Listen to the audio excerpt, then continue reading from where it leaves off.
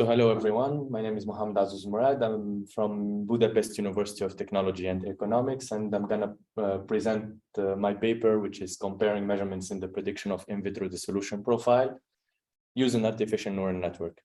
So as you can see from the title, this is an interdisciplinary field, which is between chemical engineering and computer engineering, in which we apply machine learning algorithms and data science in the chemical engineering part. For example, in this specific direction, what we are doing is that we are trying to to estimate the dissolution profile. But for what is it to start with? The dissolution profile represents the concentration rate at which the capsules capsules and tablets emit their drugs into bloodstream over the time. So basically, when there is a tablet manufactured by a pharmaceutical company or any kind of pills, the dissolution testing, which is very important in the quality assurance, is basically how the drug is going to behave inside our stomach or inside our body in general, and how it's going to emit their active ingredient into the bloodstream. So how it is, so since it's one of the key factors of the quality assurance, it's a must in order to have a tablet or a capsule produced and going to the public. So what are they doing right now is that something called the in vitro dissolution testing, which is how they are testing the dissolution of the created tablets, is that they get the tablet itself and they put it in a liquid that is similar to what we have in our body, in order to see how it is going to behave while after the usage. So if you have noticed probably that using that, putting the tablet that you just manufactured into a liquid, basically you are making it unusable after that. So that's a destructive method. And also we need to track how the pill is going to behave into that liquid during 24 hours time. So it's time-consuming method. And since it's important, we are looking for a different method we are working on different methods in order to substitute the current destructive and time-consuming method, which is called the in vitro dissolution profile. For that, what you are doing is that we are trying to predict the dissolution profile of the pills using spectroscopy data that is called Raman spectroscopy and near-infrared spectroscopy. Those are methods that are used in the chemical engineering field and pharmaceutical field in order to predict, basically to obtain information regarding the tablets that are manufactured in the pharmaceutical industry. In previous paper that are published, we proved that the estimation of the dissolution profile is possible using machine learning algorithms, and especially using the information collected using this spectroscopy data, such as the Raman spectroscopy and near-infrared spectroscopy. Those provide data that are possible, that help us basically predict the dissolution profile. And we proved that the current dissolution testing can be actually substituted by more modern approaches. However, in this paper, what we are trying to do is that, so in previous papers, what we did is that we used the whole measurements that we created, the near-infrared, in both, we will see later what is exactly the data, the near-infrared and the Raman spectroscopy. We used all of the data collected. We fed it to some algorithms such as artificial neural networks or random decision forest. We fed those information and PLS models. We fed this data that are collected to those models, and we predicted the dissolution profile. However, actually, those Raman and near-infrared spectroscopy data, sometimes it takes time and human labor time in order to make those measurements. So we wanted to check, to compare those measurements in order to see if we are able to predict the dissolution profile with using less measurement than the whole thing. So to start, the data set will look something like this. It's composed of 6 basically big files of thousands of features. It's called Raman transmission and Raman reflection, compression force, near-infrared transmission, near-infrared reflection, and the dissolution profile itself. So, of course, we needed the target in order to estimate, to create a model, and we needed a target. For that, we made the in vitro dissolution testing. We recorded it using something called the dissolution tester, which record the in vitro dissolution profiles, and we wanted to make an estimation between the measurements that we had and those recorded dissolution profile. But first, how those spectroscopy data was collected. We have the tablet, we manufacture the tablets. That's the part of chemical engineers that are my colleagues. They prepare the tablets. Then some other engineers, what they do is they pass those tablets through those methods, the spectroscopy methods, which is the near-infrared and the Raman spectroscopy. So it's basically going, in the beginning, it goes through the tablet, and then there is a detector that is gonna check what was transmitted through the tablet and what was reflected by the tablet. And that's the Raman transmission and reflection. And the same thing for the near-infrared, it goes the same way. What it does is that it goes through the tablet, basically some light, which is the near-infrared, it goes through it, and then we record what was transmitted through the tablet and what was reflected through it, from it, sorry.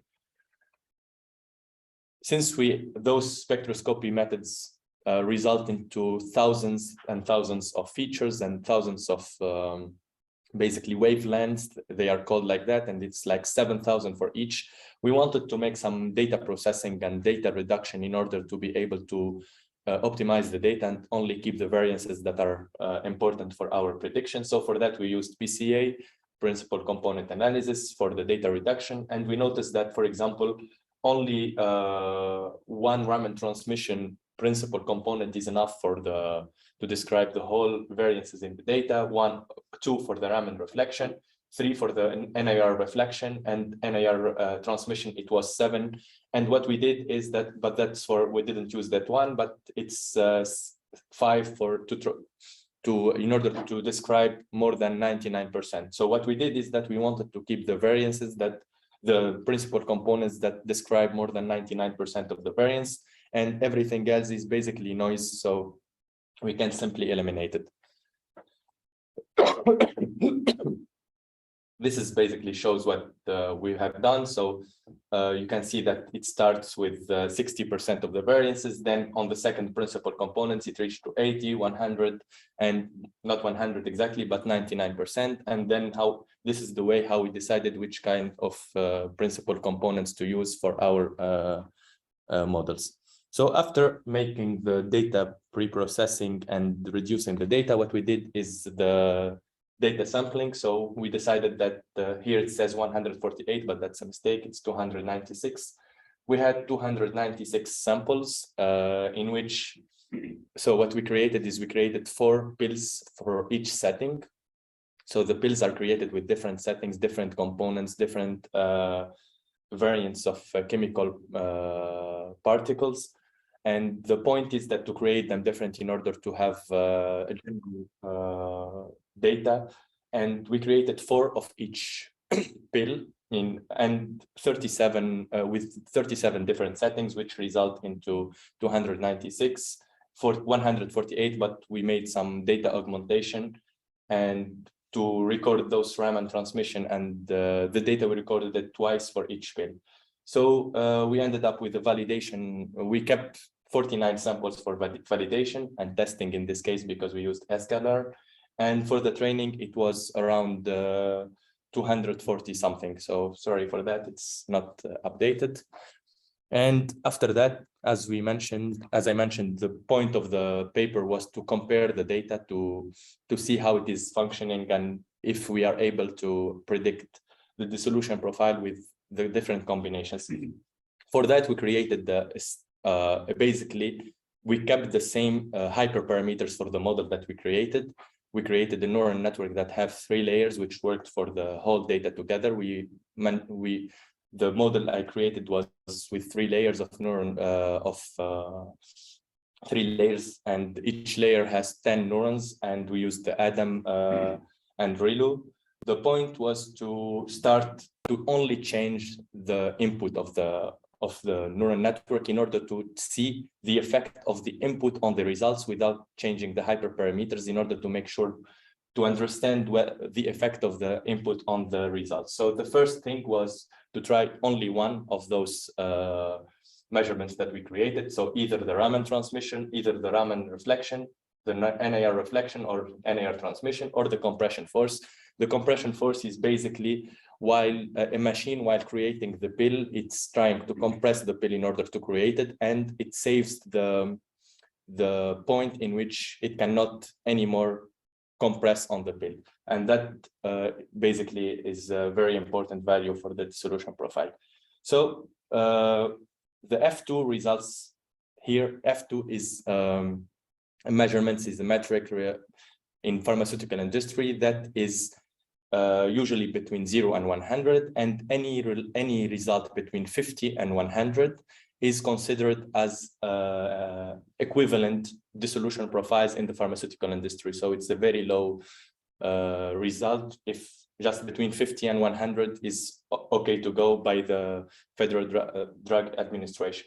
So here we can see that compression force was 47, but that's not a good result since all of them are under 50. And what I said just about the F2 result, that needs to be between 50 and 100 for the results to be good. So one measurement wasn't really good. We moved to the next one, which is two measurements. So it was the same approach. We use one of the measurements, and on the second layer, one of the other measurements. So two different measurements, and we feed them to a neural network with the same hyperparameters, with the same layers and number of neurons, and we see the results of the dissolution profile. The point here, it improved the results, and we can see that the most accurate result was when we used the NIR transmission plus the compression force. We reached the result of 60.69, which is quite high for the prediction of dissolution profile, as with the all the measurements together, the result was 65. So here with 60.69 F2 value was a very good result using only compression force and the NIR transmission. And finally, what we did is that we used three measurements for the prediction. So the first one was one of the spectroscopy measurements, second or third, and the point is to not use the same one over and over. So it should be different. And in this results, we figured that the F2 results improved very well on all the measurements, on the combinations. And we can see that for the NIR transmission, Raman reflection and compression force, it was 61.03. NIR transmission, Raman reflection and Raman transmission, NIR transmission, compression force and NIR reflection, it was 61.24, and that was the most, the model that, the combination that worked the best for us. So this is, for the last model that we said, it was the combination of NIR transmission, compression force, and NIR reflection. We made some predictions using the testing data set in order to make sure that we are not overfitting on the models. And those are some sample predicted dissolution profiles. So you can see that it's quite very good results. The prediction and the measures are almost the same. So, and it's acceptable by the FDA, so as equivalent to the dissolution profile. So yes, for that. And for the other model, we have also similar results with the three, for this one is for the NIR transmission. So you can see that the results of the predicted dissolution profile is almost as good as the measured one. So as a conclusion here, we concluded that the results showed that only using the NIR transmission along with the compression force or the Raman and NIR reflection methods, the dissolution profile was estimated within the acceptance limits of the F2 similarity factor. And it showed that the NIR transmission and the compression force are the most important basically in the prediction of dissolution profile. And adding further measurements, they improve the results, but they are not very important. So we can just do the prediction using only the NIR transmission and the compression force. So Thank you for your attention.